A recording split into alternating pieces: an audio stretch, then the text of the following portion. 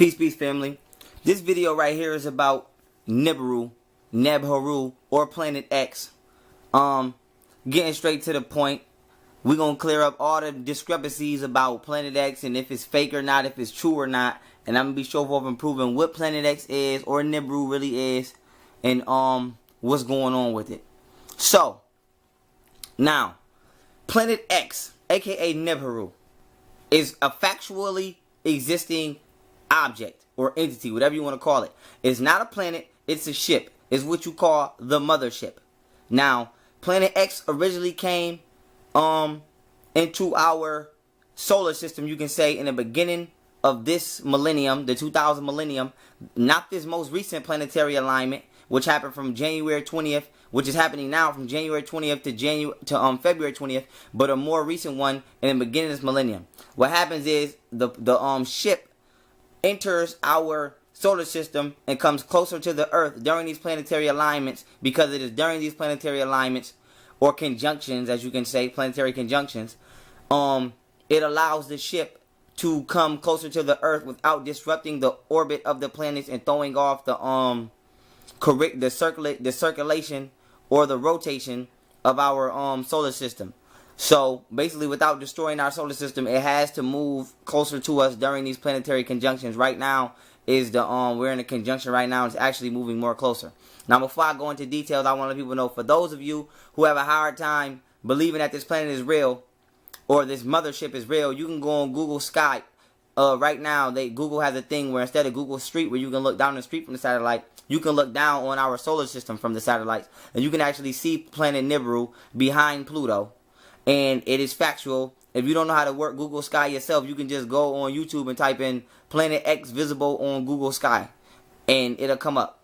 It's like a 3-minute, 4-minute video, and they're showing you the planet is real. NASA has already admitted to its existence. Right now, they're trying to lie and say it's the 9th planet. They've X'd Pluto out. Pluto is still a planet. Don't let these crackers tell you Pluto not no planet. Now they're trying to act like, oh, Planet X, the 9th planet. And everybody who they've been saying, such as myself, for years is a conspiracy theorist, is now they're admitting the same shit I've been trying to tell you since I was like 15.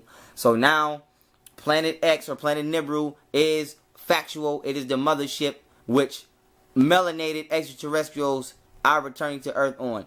It takes this mothership 3,600 years to circumnavigate our solar system as well as another solar system, because we are paired with what you call, we're in a binary solar system. Our galaxy and the 8th and the 19th galaxy are combined. Now, with that being said, the mothership, before I go into details on it, it is comprised of 4 crystals. Amethyst crystals, which are purple for the 6th chakra. Emerald crystals, which are green for the heart chakra, the 4th chakra. Sapphire crystals, which are baby blue for the 5th chakra, the throat chakra, and ruby red crystals, which are red for the 4th chakra. These are the 4 crystals which are chemically composed, composed and used to create this ship. It has everything that ships have on it, all the high-tech things and blah, blah, blah, blah. Now, getting off of that, getting to the point. Nibiru was named by our ancestors, because when we talk about, everybody want to keep talking about the Sumerians. Remember, the Egyptians, or the black melanated people, which were here before the Caucasian, BC means before the Caucasian, were in existence long before the Sumerians and educated the Sumerians. So, when we want to talk about Nibiru, our ancestors named our mothership Nibiru after the Egyptian Netrurus or principles, Nephthys, aka Nebhet, and Horus, aka Horu. Nephthys, Nebhet, Horus, Horu. Together, the African name for Nephthys is Nebhet, and the African name for Horus is Horu. So using these African names together would be Nebhet or Neb, and then Horu or Horu. Neb-Horu. So, Nephthys, aka Nebhet, we know was alongside Isis, or Aset, being the guardian of Osiris, or Asur. We know that Osiris is what? The mind. God, the omnipresent entity, the mind, the creator. So we know that Nebhet is a bodyguard, a protector of Osiris, a protector of the mind. And together, Nebhet or Set have a son named Anubis or Anupu. So Anubis is what? Righteousness. He helps weigh your soul on the scales of Mayat. So Set being a god of your lower self and Nephthys being a protector of Osiris have a child which symbolizes righteousness. So the first half of the name of Nibiru, which is Neb, means the protector of the mind from the lower self, which can only be defeated by righteousness. So the return of Nibiru is symbolic to the Aquarian age, which will be awakening the mind from this 6,000 year period of unrighteousness we've been traveling the celestial zodiac dome from, which if you watch my video 76 trillion year history of the black race part 4, I break it down. So for 6,000 years we've been living in our lower self, our Set, and now we're going to be defeating that through the oncoming of the Aquarian age, which is the awakening of the mind, Osiris, through righteousness. So Neb, the female Nebhet, the female Nechert, which is the protector of Osiris, the mind. That's the first meaning of the first half. Then Horu, we know, is the son. The son of Isis, or Aset, in Osiris, or Asor. We know that Horus, long story short, without going into a drawn-out history of Horus or Horu, you can look him up and look up his etymology without me making this video about him. We know that he is symbolic to what? Son. We know that they stole Jesus, the son of God, from Horu. Horus is symbolic to the sun. And we know that Horu, or Horus, the sun, battles Set. And we know that what? The planet is heating up right now. And if you are not a naturally carbonized being, you are going to be incinerated, aka the Caucasian. So we understand that our ancestors, understanding the three wisdoms of the universe which they practiced, which was alchemy, turning lead to gold, aka a dull spirit to a vibrant spirit, astrology, studying the celestial bodies and how they interact with us, and theurgy, if I'm saying it right, Theurgy, theurgy, which is rituals, which is how to invoke the first two I just named, which was alchemy and astrology. So we understand our ancestors, understanding these sciences, named our mothership Neb-Haru, in order to give us the meaning of when this ship returns, it will be symbolic to the reawakening of the mind from Set, which is the lower self, and due to the activation of righteousness, aka our DNA codons awakening due to us entering the Aquarian age and getting out of this 6,000 years of Set, as well as Horu, the sun heating up. The sun is why in the Bible, because we know that Jesus is plagiarized from Horus, Horu. So we know that they say revelations will take place with the return of the Son of God. We know that the sun, literally in the sky, is coming with the earth, I should say, is coming closer to the sun and is heating up. So Nibiru is a sign of all of these prophecies taking place. So the return of Planet X, aka Nibiru, is symbolic to the restoration of the black race, us getting back on our throne, returning back to righteousness from our lower selves through the awakening of our minds, our Osiris, due to coming into contact with the Aquarian age, as well as the return of the sun, Horu, is heating up, coming back into our favor. Anything that is not natural to this planet will be incinerated. Now, that is the meaning of the name Neb-Haru, as well as the personal effects that Nibiru has on this planet is a lot. Nibiru is 4 times larger than planet Earth, and what's happening is, if you don't know, Africa is the only continent which is rooted to the ground.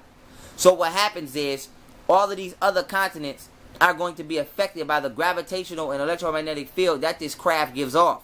And the water is actually starting to shift. You can actually look right now on the planet Earth, and you can see that the sea levels are rising if you look it up. So you see all these Caucasians and billionaires trying to buy land in Africa, but then they keep showing us negative depictions of Africa on TV to not make us go back so that it can be more room for them in our homeland. Why is this? Because if you look at the geographical landscaping of Africa, it goes up like a mountain. So this is why the Nile River in Egypt seems to flow in the opposite direction. Because as you go from South Africa to North Africa, it is actually rising in land level from sea level. So as the planet is actually beginning to flood due to the return of Neb-Haru, as well as it is heating up due to the sun, Africa will be a safe haven for us who are the original people. So the Caucasian not only is trying to go underground or leave the planet to escape his inevitable fate, he's trying to actually trick us out of our homeland and go to our homeland in order to use that as a safe haven.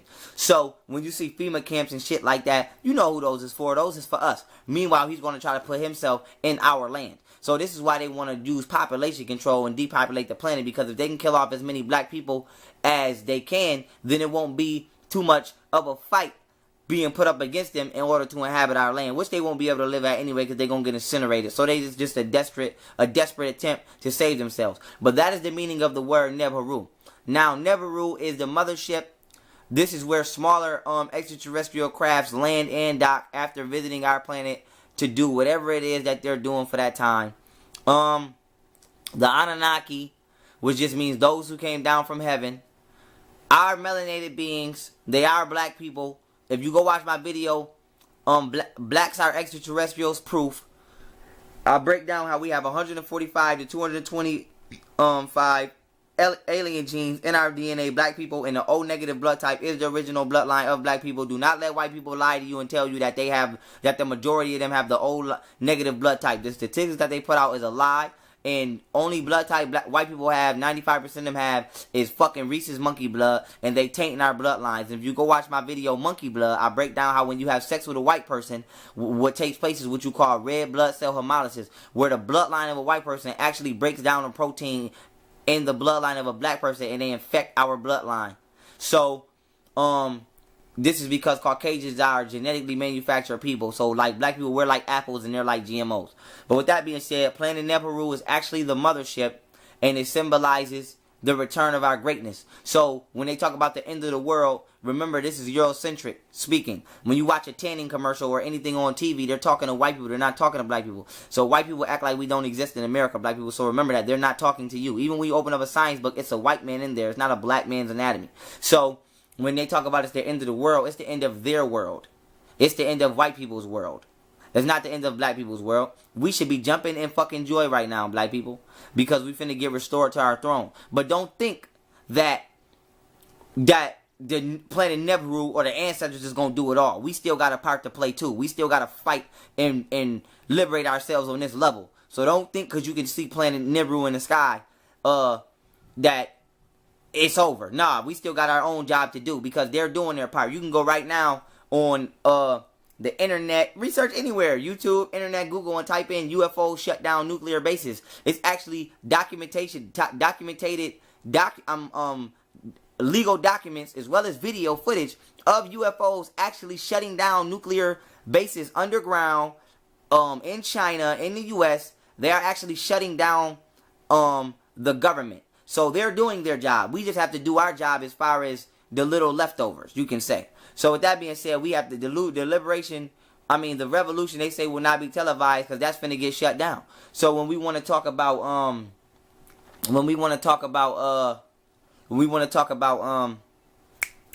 having a brain freeze, family, sorry. Oh yeah, when we want to talk about a savior, don't just think, oh, aliens or whatever you want to call it, extraterrestrials or aliens is going to come down and just, no, we still got a job to do, family.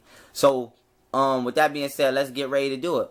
And one more thing I want to elaborate on about Planet Nibiru. Oh yeah, the New World Order. When we dealing with the New World Order, you have to remember that the New World Order is just anywhere that the reptilians have used the Caucasian race as a pawn in order to oppress our brothers and sisters, aka the indigenous people of that geographical landscape, and have taken over the government and formed some type of military, air force, or navy. And with that being said, is due to the return of our ancestors and Nibiru, all of these places that were colonized are now getting ready to try to combine and put up what you call a last stand. So the FEMA camps and all of that shit is just for black people, because as we wake up and try to join the fight, they're going to try to get us before we actually could wake up and it's too late for them. So that's just a scare tactic. But outside of that, the New World Order is just basically the white people all across the damn globe trying to defend the land that they have unrighteously and unnaturally come to take through pillaging and inhabit from the return of the Anunnaki. Now, that is what the New World Order is. It's not about putting everybody under one religion. And that's a smokescreen. They already have everybody under one religion. It's called money. So you've already been under the New World Order if that's the case. The New World Order is about trying to defend this land from the awakening of our DNA due to the Aquarian Age, as well as the return of the Anunnaki on planet Nibiru, which can be seen right now. So with that being said, black people, it's finna get real. It's already getting real. So prepare yourselves and free your minds, because with our mentality, we can change reality. Literally. So understand our power, black people. Understand that planet Nibiru is in our favor. Don't let nobody lie to you and tell you it's white people in there. Don't let them tell you that white people was aliens. There ain't no fucking such thing as a white extraterrestrial. That's a lie. White, anything white is unnatural to the universe. Anything in the universe has to have melanin. Even reptilians have melanin. That's why they're green, because they have somewhat of a carbon-based pigment, which turns them to color green, just like plants. So there is no Caucasian. There is no such thing as a white extraterrestrial. None of that lie shit. Ain't no reptilians on planet X. It's black people on that ship. So with that being said, do your research. Like I always say, do your research. If you don't believe what I'm saying, do your research. Play this video back. Go research everything I said verbatim till you prove the truth to yourself. With that being said, family, free your mind and join the battle, because it's already going on with or without you. Peace.